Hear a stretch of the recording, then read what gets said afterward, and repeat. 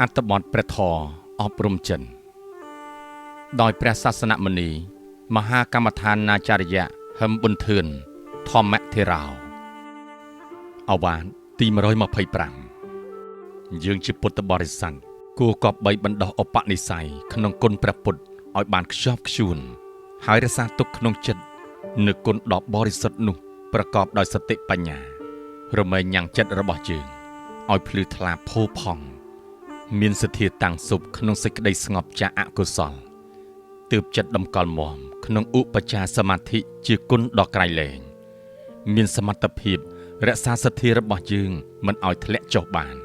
ហើយចម្រើននៅសេរីសួស្តីទាំងជប់ទាំងថ្ងៃសូម្បីទ្រព្យក្នុងលោកនេះក្តីទ្រព្យក្នុងលោកឯទៀតក្តីព្រមទាំងរតនវត្ថុដ៏ឧត្តមក្នុងឋានសួគ៌ក្តីទ្រព្យនឹងរតនវត្ថុទាំងអស់នោះមិនស្មើគុណព្រះពុទ្ធរតនៈឡើយអ្នកគោរពនៅគុណព្រះពុទ្ធរមែងទទួលអានិសង្សច្រើនប្រការគឺ 1. មានសទ្ធារឹងមាំ 2. មានសតិល្អ 3. មានបញ្ញាច្រើន 4. ចម្រើនកុសល 5. សម្បូរបៃតិបាមុជ្ជៈត្រជាក់ស្ងប់ 6. មានសេចក្តីអត់ធន់រងាប់សេចក្តីភ័យខ្លាច 7. មានចិត្តឃ្លាវខ្លាមោះមុតតស៊ូនៅបញ្ហាទុក្ខលំបាកបាន 8. មានចិត្តជ្រះថ្លាជឿជាក់គុណព្រះសាស្តាមិនកំរើក